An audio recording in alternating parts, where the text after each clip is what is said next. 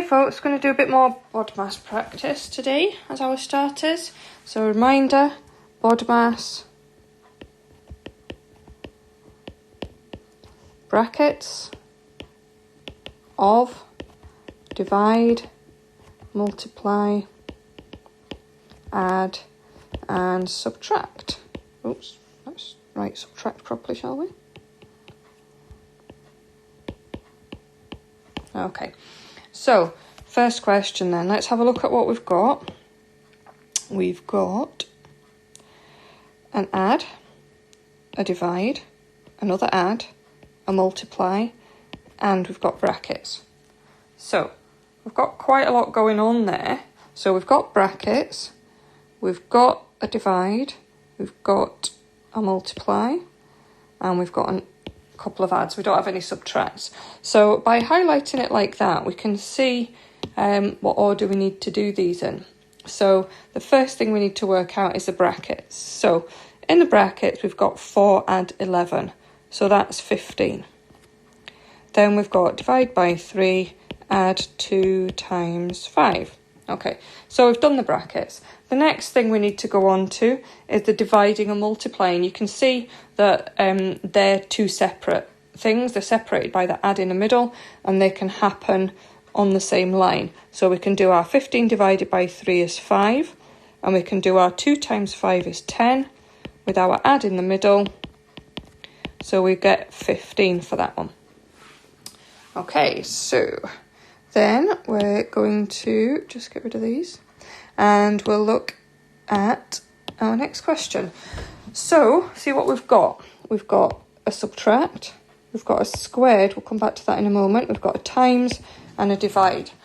Now the squared is otherwise known as power of 2, so that's of, okay? So we don't have any brackets, but we've got the of, that's the squared, power of 2. We've got a divide, we've got a multiply, and we've got a subtract. We don't have an add or any brackets in this one. Okay, so going back to my pen. So the first thing that has to happen is the of. So this is the 4 to the power of 2. So 4 to the power of 2, or 4 squared, means 4 times 4, so that's 16. Okay, so what we've got is 50 minus 16 times 2 divided by 4. So the next thing we would need to do would be our dividing and multiplying. Okay, so they can happen in the same bit, or we can do them separately, it doesn't matter. Okay, so I'm just going to do this little bit at the side so you can see it. The 16 times 2 divided by 4.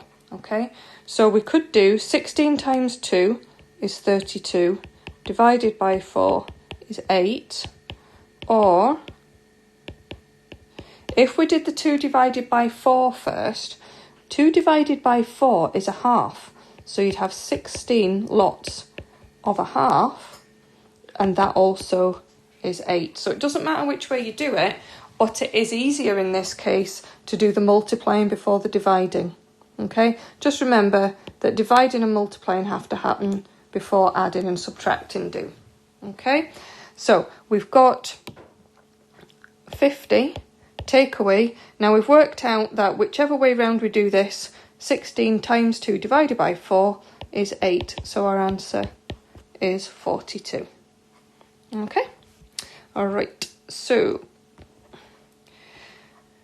here's what we've been working on this week.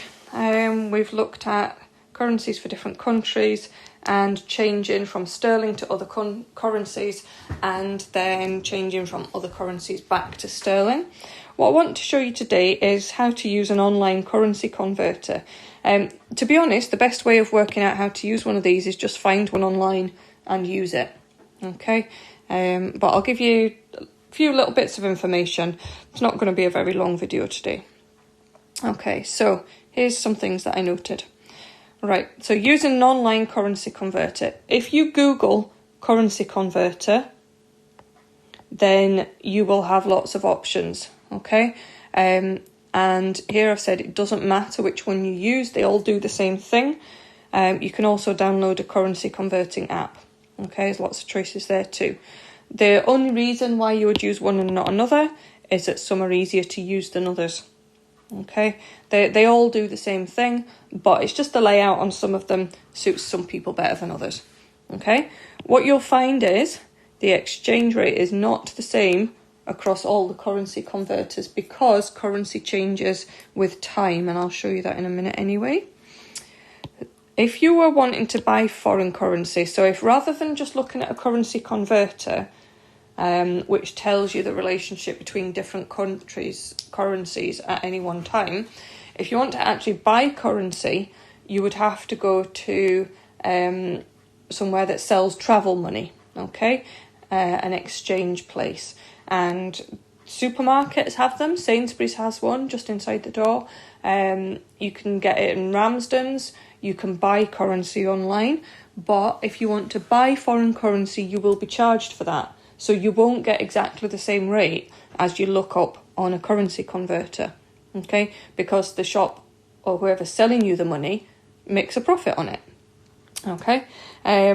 If you are buying foreign currency, you should shop around and find which one is best value for the currency you wish to buy, because the offers are all slightly different, and some of them charge different amounts of postage. Some of them you can order it online and go and pick it up in the shop, etc. So what you need to do to use a currency converter is you just select the currency that you've got. So if you're starting off with pounds, you select pounds. Sometimes that's written sterling. Sometimes it's written GBP for Great British Pounds. Sometimes it's described as British Pound. So it doesn't matter which currency converter you use. They'll all have pounds on them, but sometimes it's described as different things. Okay, they're all the same thing. All right, so you put the amount of money in that you've got in pounds that you want to change, and then usually it's a drop-down menu to select the currency that you want to change to, and it's an instant conversion. As soon as you put the amount in, it usually says it just at the side. Okay, bear in mind, if you are buying foreign currency, they can only give you notes, so we're going to look at that tomorrow. They don't have coins in foreign currency in these exchange places.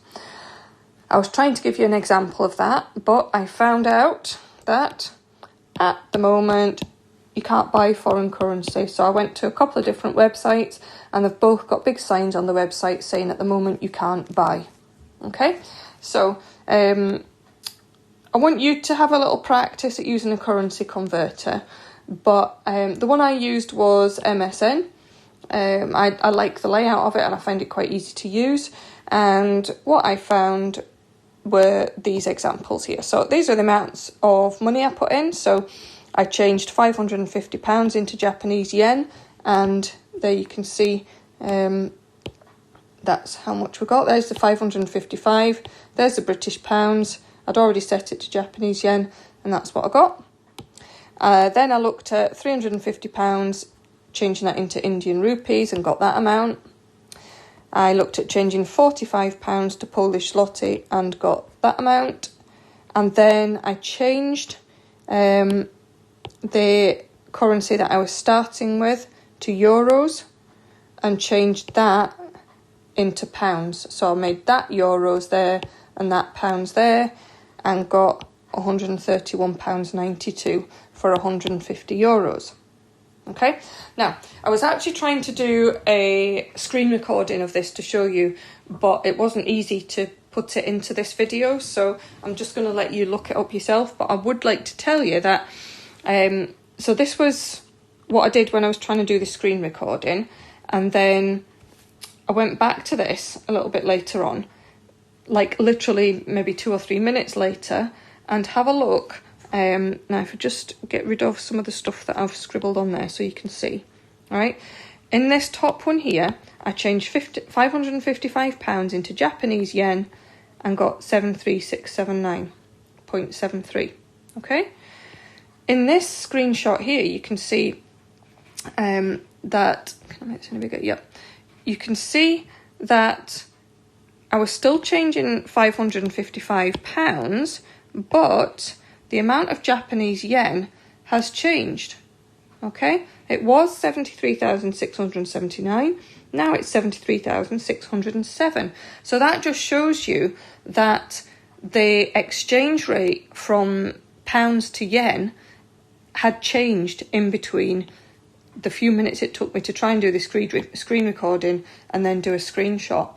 So the currencies are changing all the time, and you can see at the side they do a little graph to show you how the two currencies work against each other as time goes on.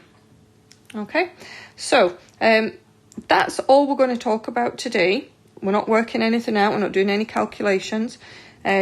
So your homework for today is just going to be find a currency converter and make sure you know how to use it. Okay, so I'll see you tomorrow, and I'll try and get some screenshots of actually buying foreign currency, and we'll plan a little holiday where we're changing money backwards and forwards, and I'll explain what I meant about you only being able to buy notes in foreign currency and not coins. Okay, see you later.